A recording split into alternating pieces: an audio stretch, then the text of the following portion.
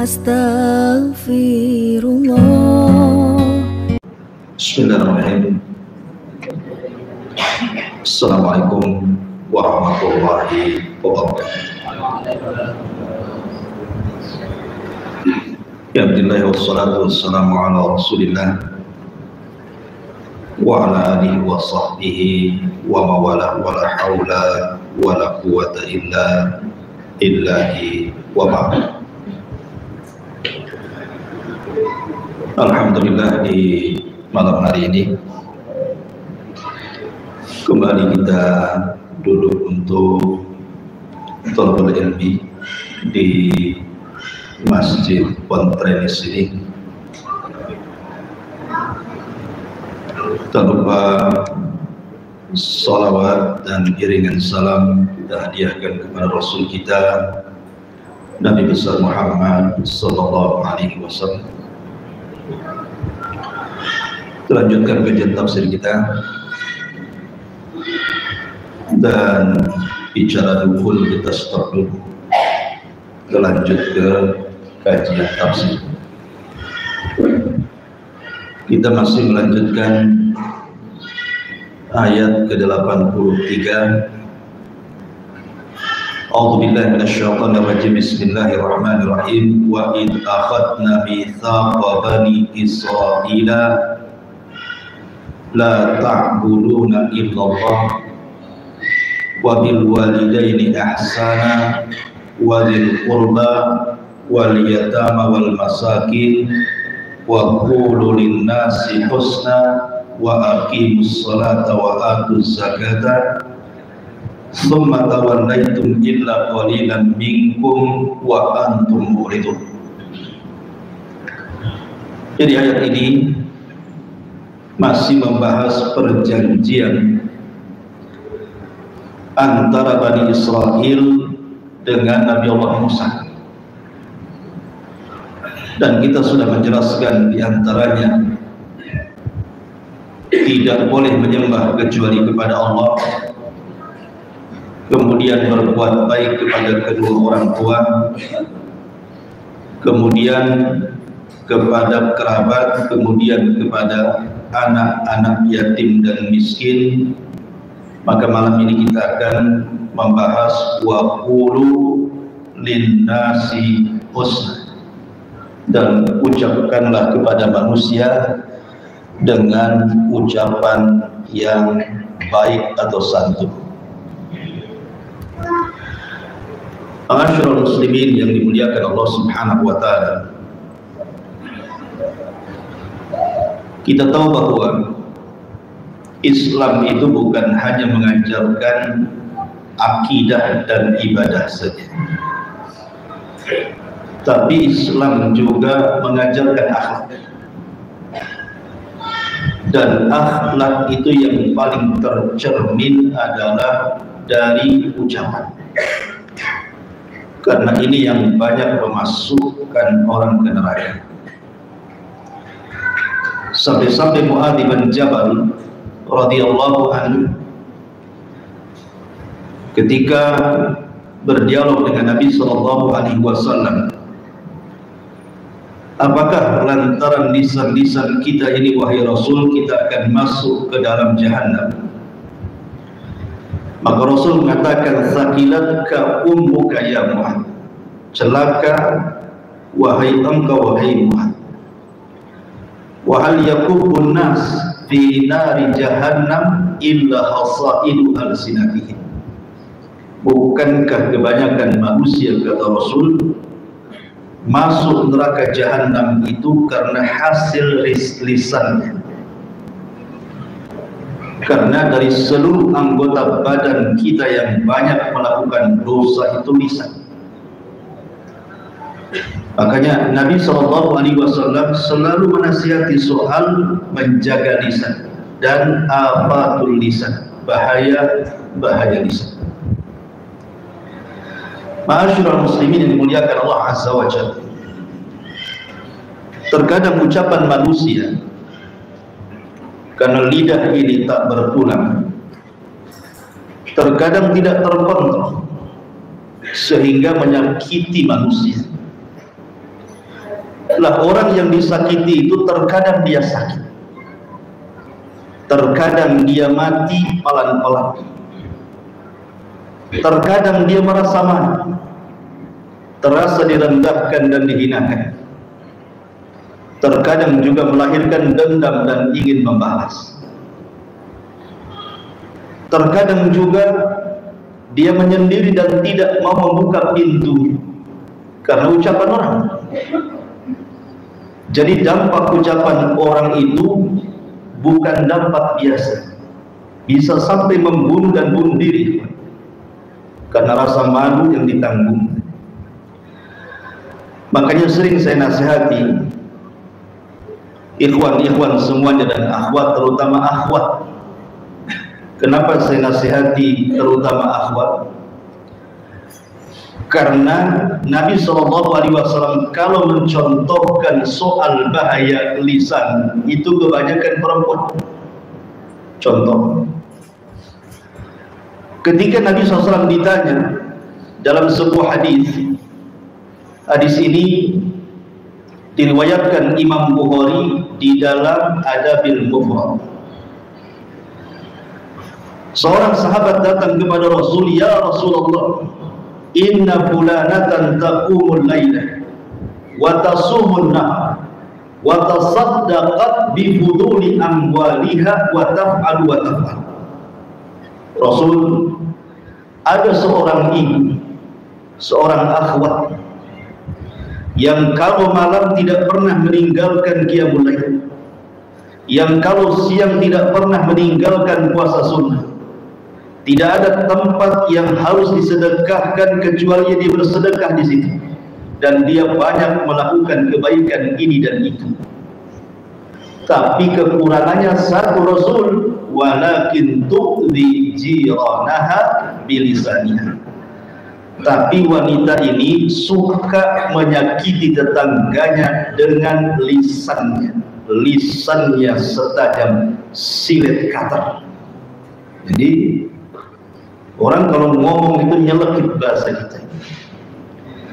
Apa kata Nabi SAW? La khaira fiha, hiya min ahlin nar, hiya min ahlin nar. Wanita itu tidak ada kebaikannya, bahkan wanita itu layaknya masuk kepada penduduk neraka. Kemudian sahabat ini bertanya lagi, "Ya Rasulullah, inna fulanatan la tusalli illa al-maktubah wa la tasumu illa Ramadan wa la tatasaddaqat bi fuduli amwaliha wa la taf'al wa la taf'al." Rasul, wanita yang satu ini dia jarang sholat malam, jarang sholat sunnah tapi menjaga yang wajib, jarang puasa sunnah tapi dia jaga Ramadan. Dia tidak pernah bersedekah. Dia tidak seperti yang pertama banyak melakukan kebaikan ini dan itu. Walakin la tu'dhi jiranaha bilisannya, tapi dia betul-betul jaga lisannya. Maka Nabi SAW mengatakan, hiya min ahlil jannah. Wanita itu pasti masuk surga. Dia Rasul kalau bersabda ini mencontohkan wanita. Yang ditanyakan sahabat ini wanita, karena biasanya yang banyak bicara itu wanita. Kalau laki-laki banyak bicara dianggap mak-mak biasanya, mulut mak-mak katanya. Kalau laki-laki banyak ngomong, laki-laki itu jarang ngomong, main tampar aja. Ma'asyiral muslimin yang dimuliakan Allah Azza wa Jalla, makanya saya nasihatkan kepada antum, kasihi manusia, sayangi manusia, obati luka manusia. Orang-orang yang kita sakiti dengan lisan kita itu, mereka sudah lelah, sudah capek, mereka sudah punya pekerjaan di rumahnya, sudah mengurus anak-anak, mungkin suaminya bekerja dari pagi sampai sore, memeras keringat, banting tulang, kaki di atas, kepala di bawah, bahasanya gitu. Sudah lelah mereka dengan kehidupan mereka, tiba-tiba antum pula kemudian lebih melelahkan mereka dengan ucapan. Mereka sudah lelah, kita buat lelah lagi. Karena ucapan manusia yang menyakitkan itu lebih melelahkan dibandingkan dia bekerja dari pagi sampai sore. Kalau seandainya orang itu lelah karena kerja, minum jamu, diurut, tidur, pagi segar. Tapi kalau orang kemudian dicaci, dimaki, dihina, digibah, direndahkan, dilecehkan, itu sakitnya itu di sini, sakitnya itu di hati. Bangun tidur itu nggak ada pil yang bisa untuk mengobati, nggak ada. Puyar bintang 7 pun tak bisa. Kenapa demikian? Karena kalau orang sudah tersakiti, sulit untuk dihilangkan itu sakit hatinya, sulit sekali. Makanya meminta maaf itu berat, dan yang memaafkan jauh lebih berat lagi. Oleh karena itulah maka sayangi mereka, jangan disakiti. Dan amalan yang paling baik di dalam Islam itu adalah jabrul qulub. Antum tahu jabrul qulub? Mengobati orang yang sedang terluka. Itu seutama-utama amal. Kalau ada orang ini tersakiti, kemudian luka hatinya, tersayat, tersobek, kemudian kita datang menghibur dia, memasukkan kesenangan ke dalam hatinya, minimalnya walaupun tidak hilang 100%, ringanlah sedikitlah beban dia. Kata Nabi SAW, tahukah kalian apa seafdal-afdal amal itu? Sahabat mengatakan Allah dan Rasulnya yang tahu. Maka Rasul mengatakan, sururun tudkhiluhu ala qalbil muslim, kebahagiaan yang engkau masukkan ke hati manusia, kebahagiaan yang engkau masukkan ke hati manusia. Dan orang yang mencontohkan dan yang pertama kali melakukan jabrul qulub, mengobati luka hati manusia karena sayatan ucapan orang, adalah Nabi SAW. Nabi itu orangnya suka senyum. Nabi itu bermuka masam cuma 1 kali seumur hidup. Ketika dia berdakwah menghadap para pembesar Quraisy, datang Abdullah ibnu Ummi Maktum. Rasul tidak suka dengan kehadirannya, makanya kemudian Allah tegur, abasa wa tawalla. Dia berpaling dan bermasam muka. Itulah seumur hidup Rasul cuma 1 kali masam muka. Selebihnya Rasul itu tabassum, selalu tersenyum. Tabassumuka li akhika sadaqah. Senyum kamu yang kau lemparkan kepada saudaramu itu sedekah. Kalau kita terbalik, lebih banyak masam mukanya dibandingkan senyumnya. Kenapa demikian? Tak tahu, mungkin sering makan asam, tak tahu juga. Ma'asyiral muslimin yang dimuliakan Allah Azza wa Jalla, ada satu kisah yang menarik. Kisah ini diriwayatkan Imam Bukhari dari Anas ibn Malik radhiyallahu anhu. Kana rajulun min ahli al-badiyati ismuhu Zahir. Dari Anas bin Malik radhiyallahu anhu, ada seorang laki-laki dari penduduk Baduy namanya Zahir. Zahir ini seorang budak. Dia sangat mencintai Nabi SAW. Suatu ketika Nabi SAW berkunjung ke tempat Zahir ini. Kemudian yahdilin Nabi SAW al-hadiyata minal badiyah. Maka Zahir pun memberikan hadiah kepada Rasul, hadiah dari desa, dari Badu. Dan Nabi SAW tidak pernah menolak hadiah. Rasul itu hanya menolak sedekah. Kalau hadiah diterima.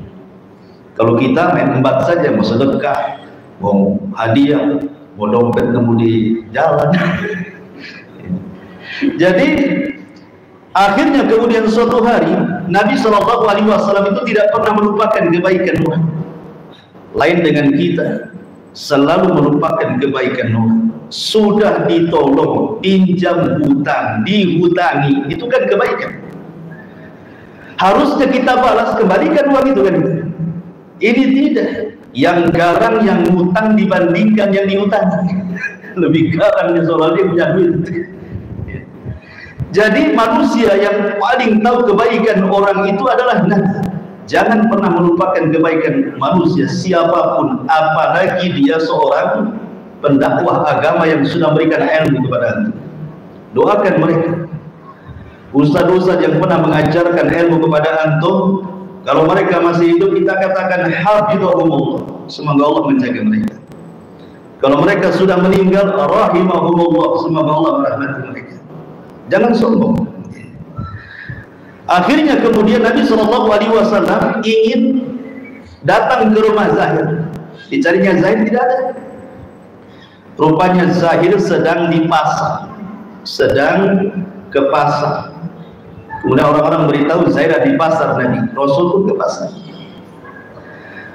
Maka tahu bahwa satu pasar, siapa yang tidak kenal Nabi SAW? Rasul seorang yang dihormati, tiba-tiba melihat Zahir. Zahir ini orang yang kecil, mungkin bahasa kitanya cebol gitu, kecil. Tiba-tiba dipeluk dari belakang, orang-orang pun mentertawakan yang dilakukan Nabi SAW, karena Zahir tidak tahu siapa yang memeluk di belakang.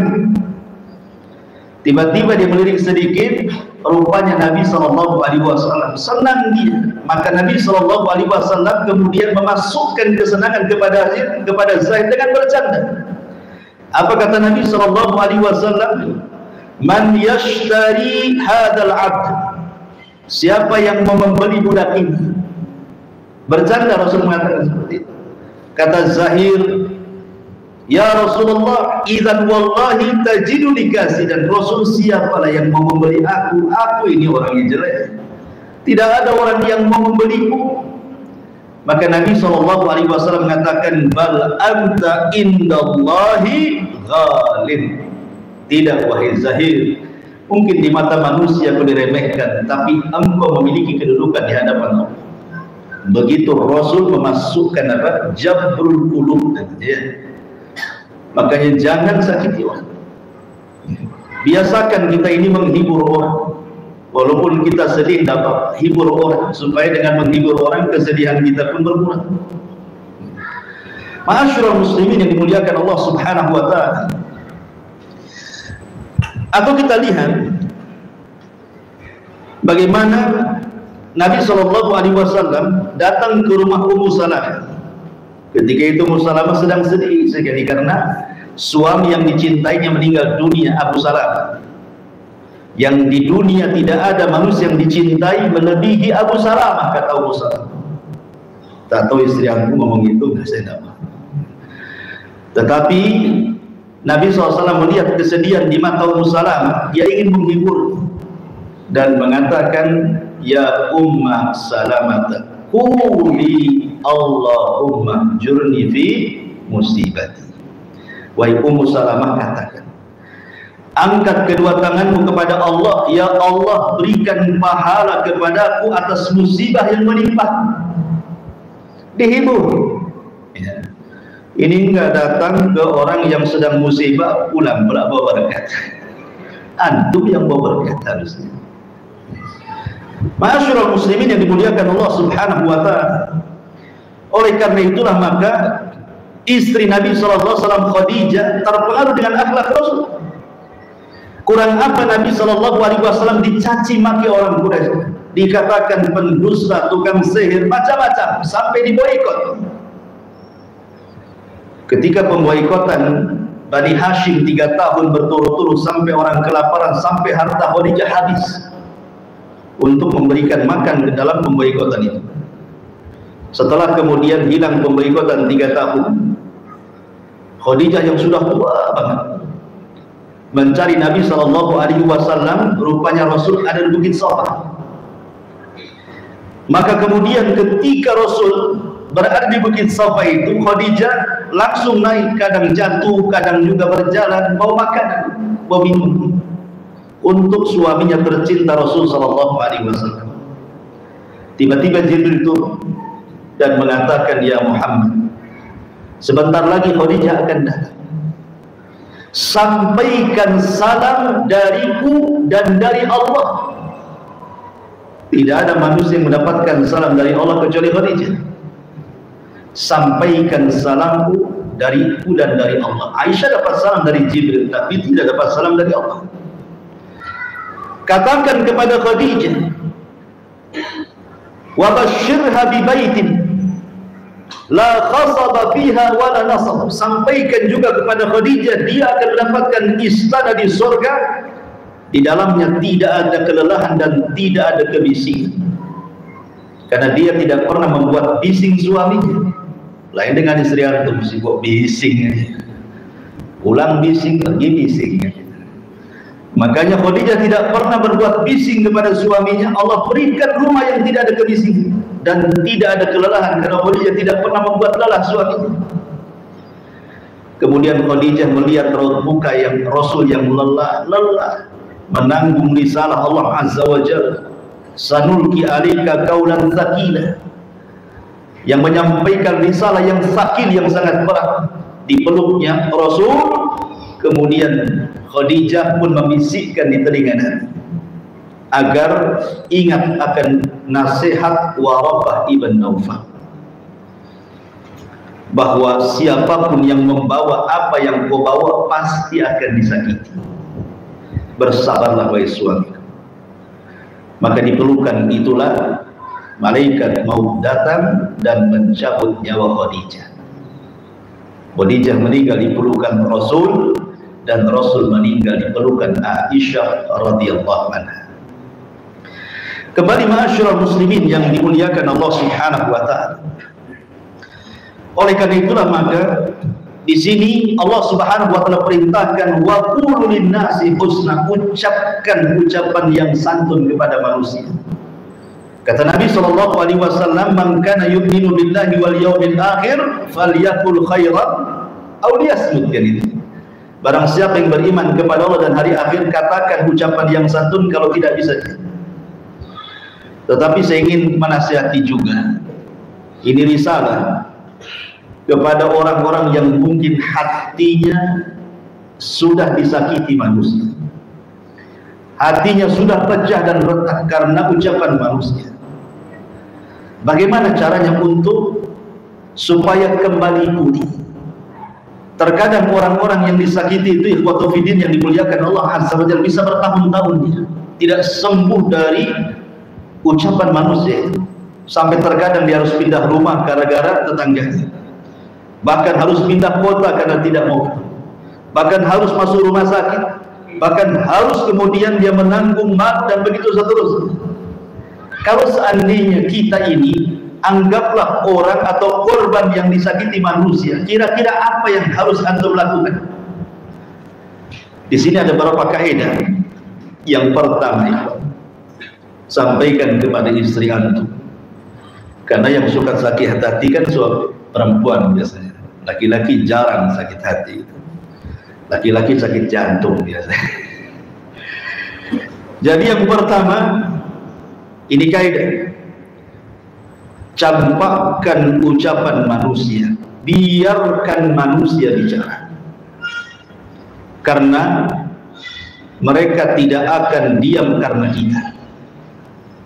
Sejak diciptakan manusia yang namanya Adam dan Hawa, manusia itu sudah bicara.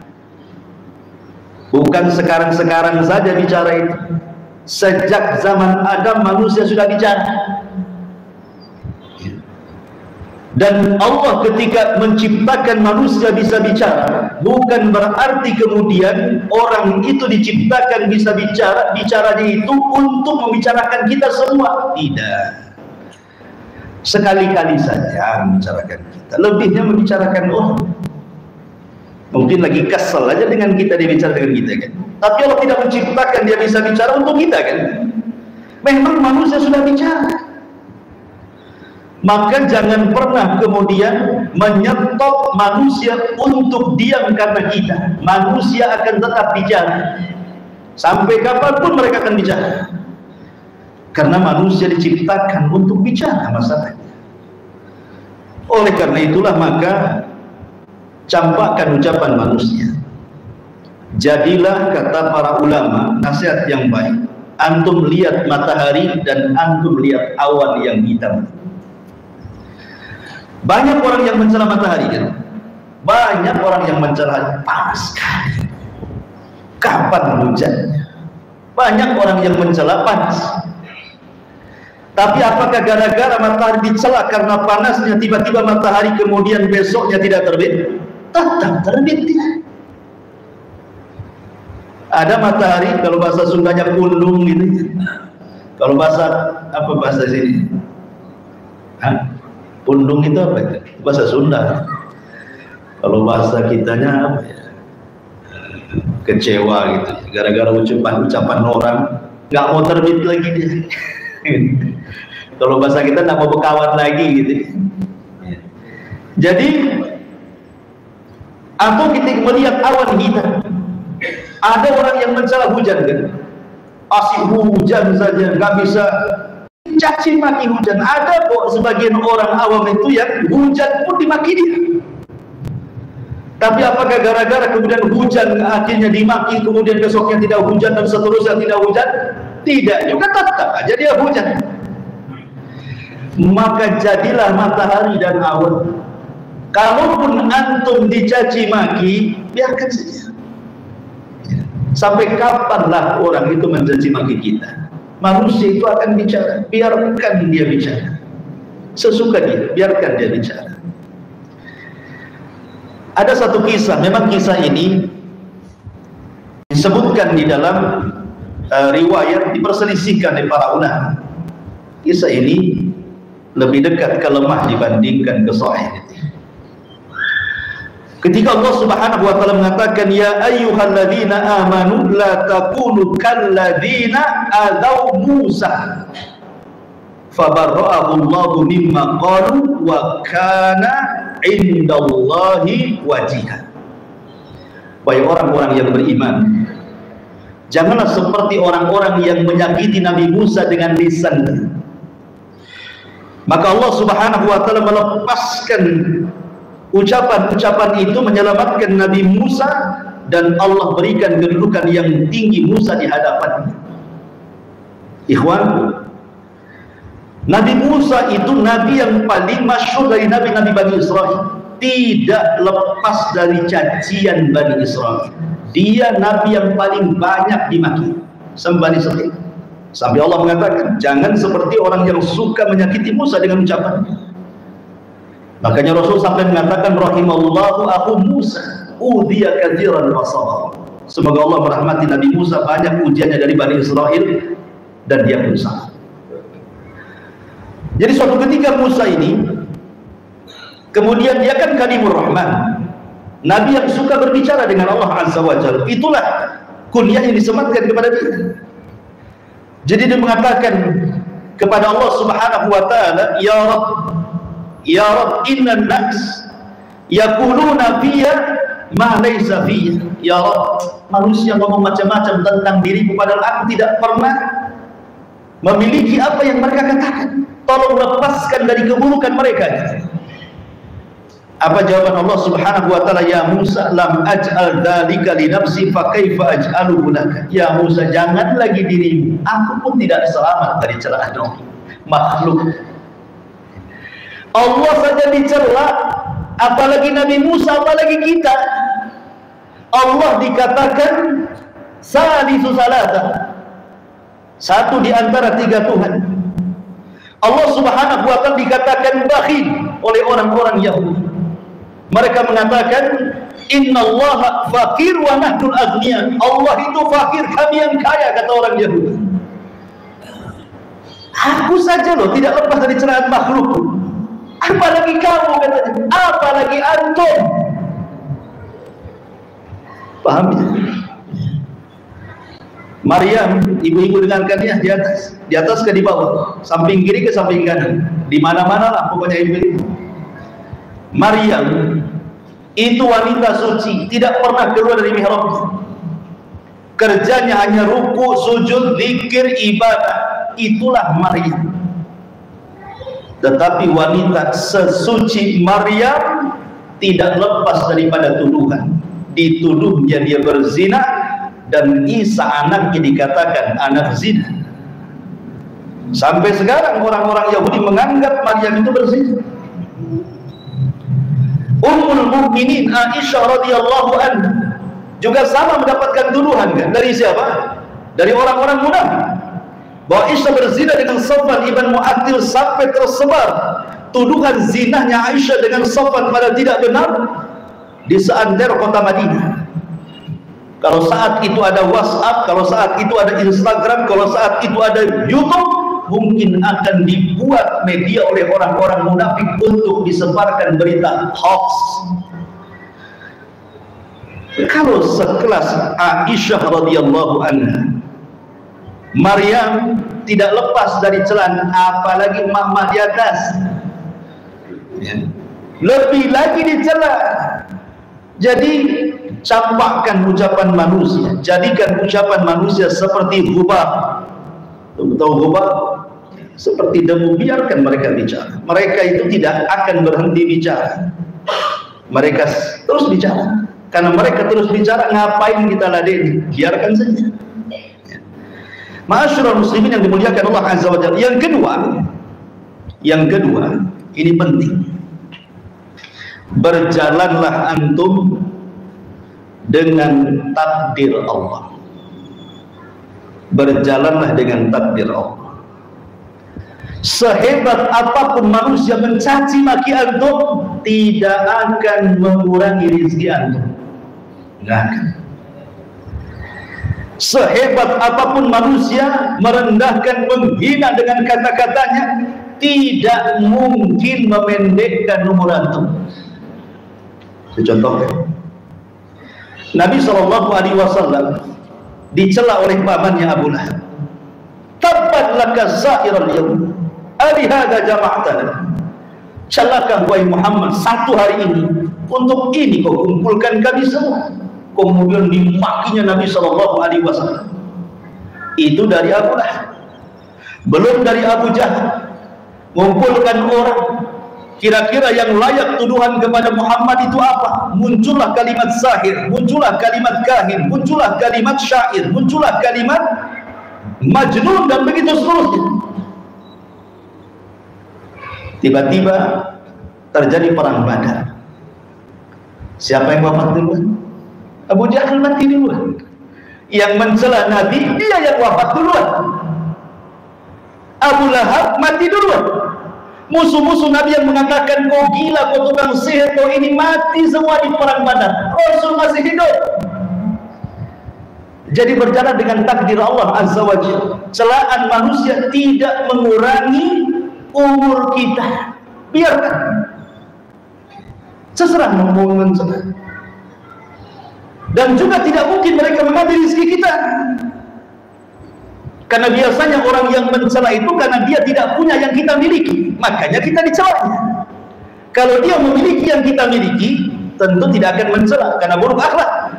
Orang-orang yang mencela kita itu karena dia tidak memiliki apa yang kita miliki, makanya dicela kita ini.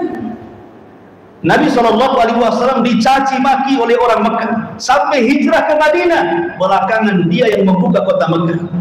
Balik lagi kepada Nabi. Siapa lagi? Nabi Musa alaihi salatu wassalam terusir dari Mesir, kemudian sampai ke Madian, balik lagi dia ke Mesir dan membawa Bani Israel. Begitulah manusia itu, tidak lepas dari takdir. Dia ngomong begitu kepada kita, memang sudah takdirnya. Biarkan seperti itu dia ngomong, tidak perlu ditanggapi, mungkin takdirnya seperti itu. Kenapa Allah Subhanahu dalam Al-Quran mengatakan ketika bercerita tentang seburuk-buruk suara dalam surah Luqman, apa kata Allah? Inna angkarul aswat la sautul hamid. Seburuk-buruk suara itu adalah suara keledai, bukan kedelai, keledai. Ya. Itu seburuk-buruk suara katanya. Allah yang menciptakan keledai, Allah yang membuat bicara keledai, Allah yang mengatakan seburuk-buruk suara keledai. Apa maksudnya? Allah yang menciptakan keledai, Allah yang menciptakan suara keledai, Allah pula yang mengatakan seburuk-buruk keledai. Jadi kalau ada orang yang buruk ucapannya, dia yang menciptakan Allah, ya kan? Dia pula yang menciptakan manusia bisa bicara. Kemudian berbuat buruk kepada kita dengan ucapannya, maka Allah mengatakan dia orang yang seburuk-buruk manusia. Jadi ada orang-orang itu kayak keledai. Jadi kalau ada orang yang mencaci maki antum, siapa dia? Keledai gitu. Gitu ya, paham ya? Jadi tenanglah kita ini ya, tapi jangan lupa antum dikeledai-keledaikan, dasar keledai gak gitu. Ini saya menceritakan ya, sudah anggap saja, biarin saja. Tapi antum berjalan dengan takdir. Tenang antum kalau berjalan dengan takdir. Sebelum dia mencaci maki kita, loh, sudah ditulis 500 tahun sebelum Allah menciptakan langit dan bumi bahwa dia akan mencaci maki kita. Lalu apa masalahnya? Antum akan menyetop, dia tidak bisa mentakdirnya hari itu dia harus ngomel sama antum. Makanya tenang hati antum di sini. Ini yang kedua. Yang ketiga, pandang sejarah Nabi. Apa sih musibah yang antum rasakan itu? Semua pernah dialami Nabi. Apa? Antum dicaci maki, Nabi dicaci maki. Bahkan mungkin lebih. Antum belum pernah dilempari batu, Nabi sudah dilempari batu. Antum belum pernah dilempari kotoran, Nabi sudah dilempari kotoran. Antum belum pernah diletakkan duri-duri depan rumah, Nabi sudah letakkan duri depan rumah. Dia sekarang beling atau paku gitu. Biasanya paku itu ditaruh di jalan-jalan sama bengkel tambal motor. Kalau tidak jujur itu. Jadi lihat sejarah Nabi. Kalau sejarah Nabi itu kita lihat dari sisi musibahnya ya, kita tenang ya. Ya sejarah Nabi itu kan konflik dari lahir sampai meninggal. Tapi kita lihat musibah yang diderita Nabi. Kalau kita katakan anak kita meninggal, Nabi loh anak-anaknya meninggal dunia semua. Ada yang bayi, ada yang besar. Kalau kita merasa kita ini fakir miskin, Nabi pun pernah fakir miskin mengembala kambing fil qararit, di tempat-tempat orang kaya, orang Arab yang sedikit upahnya. Kalau kita pernah sakit, Nabi juga sakit. Apa masalahnya? Makanya kalau seandainya kita dicela, Nabi saja dicela, tenang kita. Ini poin yang ketiga. Poin yang keempat, jangan mengharap semua manusia ridha kepada antum. Karena ada istilah apa namanya, ridhon nas ghayatun la tudhar, bahwa mencapai keriduan manusia itu sesuatu yang mustahil didapat. Berbuat baik saja dicaci, apalagi berbuat jahat. Ustadz saja dicaci, dimaki. Ustadz jelas-jelas ustadz gitu ya, tergelincir dia sedikit, habislah dia. Tergelincir sedikit sudah habis, apalagi antum. Jadi kita katakan bahwa jangan mencari ridho manusia, mustahil. Berjalanlah normal manusia. Karena sudah azan yang terakhir. Letakkan ucapan manusia di bawah kaki antum ya kawan. Letakkan ucapan manusia di bawah kaki antum, supaya hati antum itu tidak bergerak. Hatinya orang-orang yang berakal, hatinya orang-orang mulia itu la tataghayyar, tidak mungkin berubah. Mau dicela orang tetap seperti itu, mau dipuji orang tetap seperti itu. Jadikan pujian dan juga celaan itu sama. Jangan kalau dipuji besar kepala, kalau dicela kecil pula kepala. Jangan seperti itu. Hati orang mulia itu tidak akan berubah. Anda memuji saya, tetap saja saya seperti ini. Anda mencela saya, tetap saja saya berdiri seperti ini. Maka kita bisa menguasai diri sendiri. Karena kemuliaan itu ada pada diri sendiri. Kalau memang kita sudah diangkat oleh Allah Subhanahu wa Ta'ala, derajat kita satu dunia merendahkan, tidak mungkin kita rendah. Tapi kalau Allah sudah merendahkan kita, satu dunia memuji kita, tidak mungkin terangkat. Maka ini kaidah, jangan dengan ucapan manusia letakkan di kaki kita. Jadikan hati tetap menggunung, samakan antara celaan dan juga pujian. Oh, itu baru mantap. Ya, masih banyak kaidahnya, kita lanjutkan minggu depan. Subhanallah bihamdika asyhadu an la ilaha illa anta astaghfiruka wa atubu ilaik. Allahu ta'ala. Assalamualaikum warahmatullahi wabarakatuh. Assalamualaikum warahmatullahi wabarakatuh.